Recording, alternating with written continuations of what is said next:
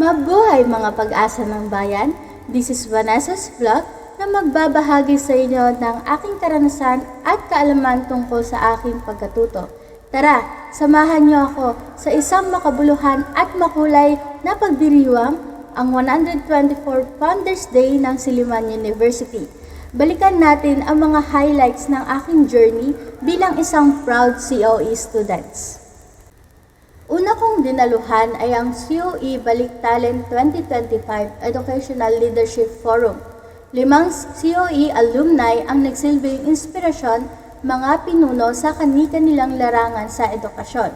Nakatutuwang marinig ang kanilang karanasan at tips para sa aming future educators. Ang event na ito ay tumutugon sa PPSD Domain 1, Content Knowledge and Pedagogy, at Domain 6, Community Linkages and Professional Engagement. Pinapakita rito kung gaano kahalaga ang patuloy na pag-aral at pakikipag-ugnayan sa mga eksperto para sa personal at professional na pag-unlad. Pagkatapos ng forum ay tumuloy kami sa Heflin Hall Garden para sa blessing ng bagong COE Brick Bouquet, isang paalala ng pasasalamat at pagmamahal sa Silliman Spirit.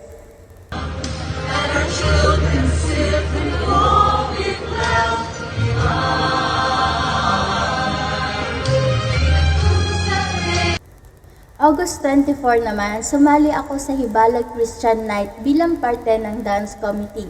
Sinayaw namin ang kantang The Time Has Come at Lord You Are Good.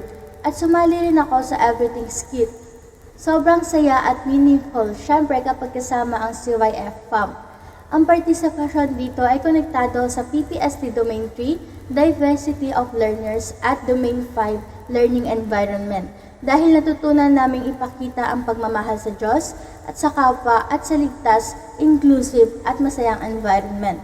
Nakatutuwa ring makapunta sa iba't ibang booths, lalo na sa COE booth, proudly representing our college.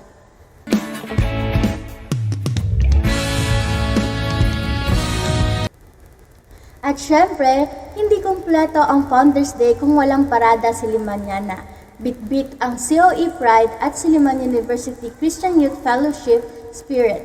Sabay-sabay kaming nagmarcha para ipakita ang unity at Sillimanian identity. Ang partisipasyon sa parada ay may kaugnayan sa PPSD Domain 6, Community Linkages at Domain 7, Personal Growth and Professional Development. Dahil sa mga ganitong aktibidad, mas pinapalalim ang koneksyon sa komunidad at pananampalataya habang hinuhubog ang ating pagkatao bilang isang guro.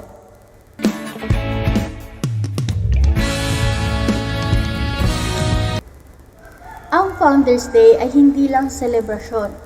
Ito ay pagbabalik tanaw, pagkilala sa ating pinagmulan at paghahanda para sa hinaharap. Sa bawat event na nasalihan ko, natutunan ko kung paano maging mas mahusay na individual at future educator. Sabi nga nila, once a Sillimanian, always a Sillimanian. Happy 124th Founders Day, Silliman University. Salamat sa pakikinig sa pagbabahagi na aking karanasan at kaalaman. Hanggang sa muli, mabuhay ang pag-asa ng bayan.